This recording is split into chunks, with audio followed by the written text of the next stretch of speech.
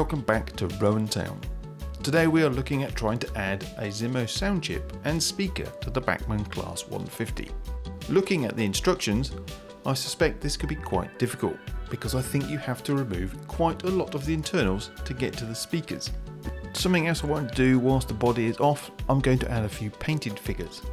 Now I've got these from eBay for about £10 with 30 of them. They are 3D printed by a company and I'll put a link to them in the description below. Now my plan is to paint these. Now as it happens, my daughter is very good at painting stuff and she's got much younger eyes, so she's going to be doing them for me. And if you look very closely, you may also spot a superhero hidden inside. So let's crack on and open up this 150. So there's a very fine little antenna on the top. I want to be careful of that. Let's place it in the Pico holder. I know I've got to find one screw at the cab end apparently. There's one there and one there. Those screws are in there really tight.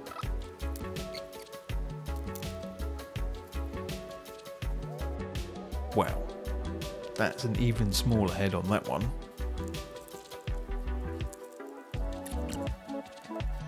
And they've recessed those a long way down. They have made those almost impossible to remove.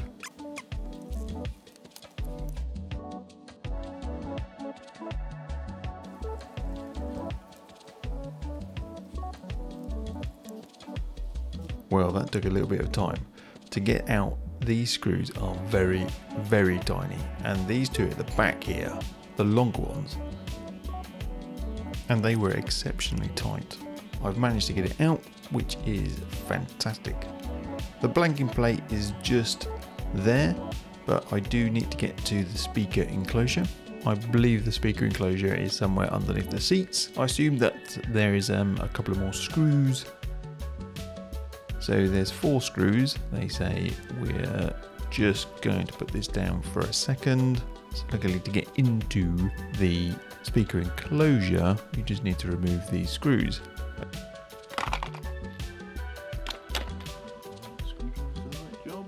These are mighty tough.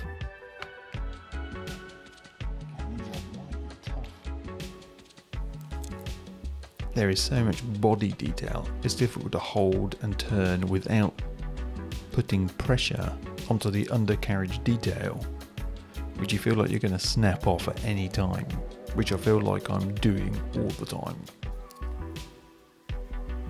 It would make things a lot easier. There is one right in the centre, and I'm guessing you just need to pull these little black clips off to release the roof, which contains the lights inside. Okay, well that's a really nice design that does pop off quite easily. Now just one screw in the centre there to release the body. So that's actually quite impressive. So as you can see, it's quite a neat design. 4 holes, the sound goes through down there.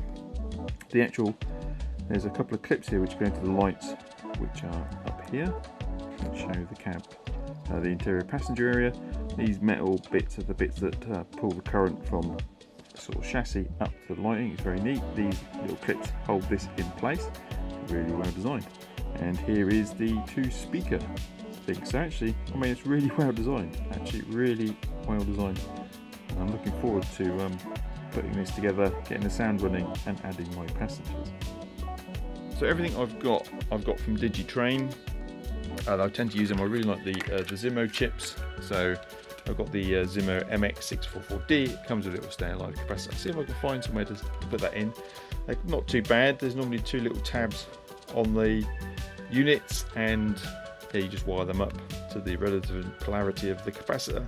It gives you a little bit of uninterrupted sound and access. Doesn't last very long, but it's pretty decent. I asked them for a speaker. I'm hoping this speaker just here, so this is a Bachmann Class 37, is the one that will work. These guys are always, Digitrains, where I got them from, are always pretty good, to be fair. Not sponsored by them, but yeah, I think it's a really cool combo, and we'll see how this all fits together. So fit the speaker firing downwards, I'm guessing. it will fit in there quite nicely. So let's just check and put the body back on. So it looks like I've got a problem.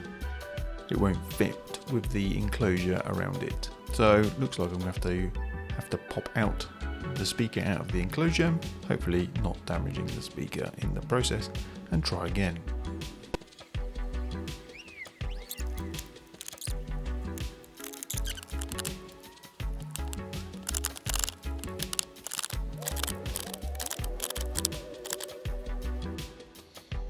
Oh, look at that. That's interesting.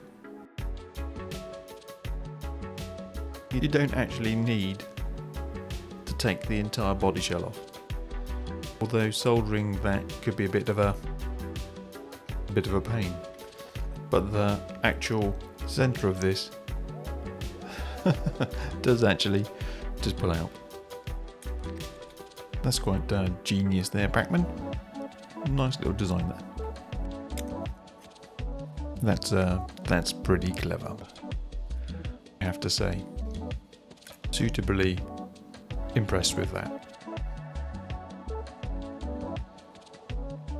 I could put some little bits of black tack on there. I'm just going to try refitting, see how it now fits. Is that still a bit high, still a bit raised? Got to trim a little bit more off that. I think it's not too far away from fitting in there. Okay, I think that will actually do the job, which is great. Yeah, so it's time now to fit the chip and solder up the speakers. So just here is where the original blanking plate for the chip was for the 21 pin socket. The upright is a little bit flimsy, so you have to be quite careful. So you do need to put a fair amount of force and wiggling to remove the chip. Here are the two chips. The bottom one is the original that came inside the unit. It's called the DCC blank, so you can run it on AC. And the top one is the Zimo MX644D Sound chip that I want to use.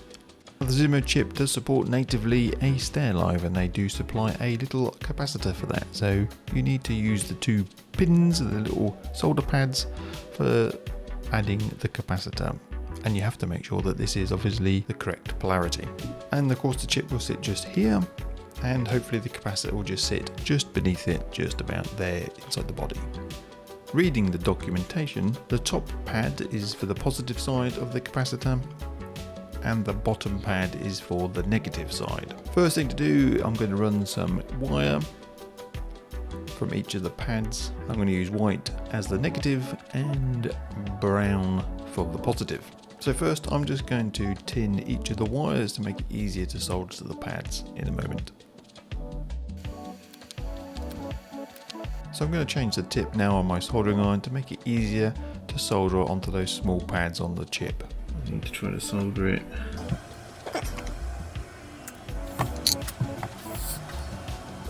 So what I'm trying to do is trying to get the tip to mount that one.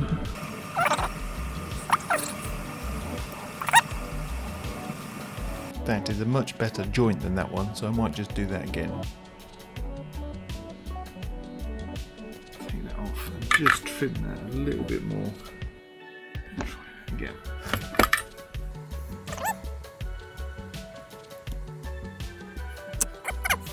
At least part one of the job done. So this is the capacitor that is provided in the Zimo box. So you've got your positive and your negative side. We've got 470 microfarads and 25 volts. I've got the negative and positive. I've got to wire those in. I'm going to trim those back a little bit and get some heat shrink.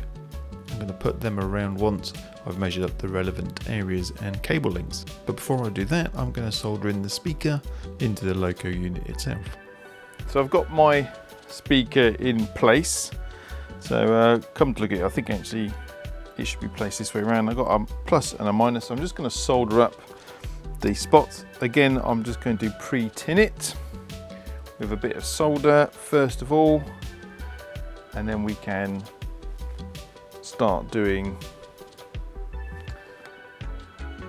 the other work.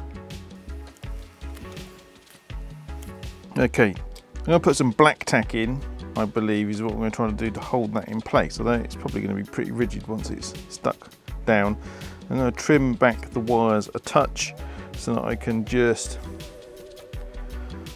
put a little bit of solder on again. Move that out of the way briefly, and then just going to put a bit of solder on. Now, the tip I've changed again to the slightly thicker one, and this one tends to work right with this, and I've not got too much of a problem when running these ones. They tin up pretty reasonably. They're quite thin, and again I just need to tin up these really.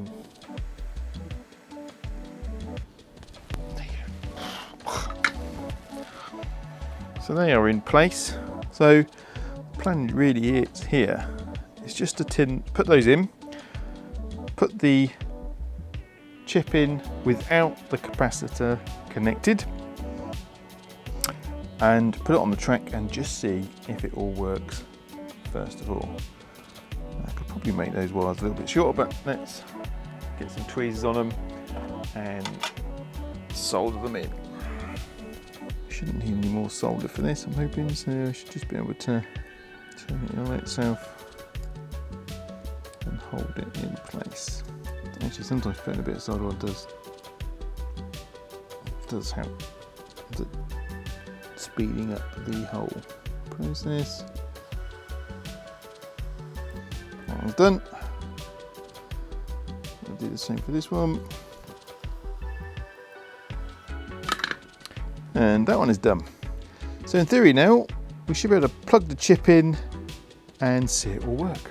So in theory there's a blank on one of these, so blank is just here on that corner, and blank is there, so I should just be able to push this on and wrap these upon themselves. They are a little bit, so it should fit perfectly in here. Let's see if it's gonna, as I said, it's a bit flimsy this. Hopefully they should come down a touch more than that. And see all the pins seem to be through, so I think that is okay. I should be able to put it on the track now, look for number 3 and start it up and see what happens. So if you've got to the end of this video, thanks very much for staying with me. I'm trying to make these videos a little bit shorter, so I'm going to continue this in another one. So don't forget to hit the notification bell and hit the subscribe button if you want to see part 2 of adding sound to this class 150. If so, then please do hit those buttons and bells, and I hope to see you in the next video. Thanks for watching. Bye for now.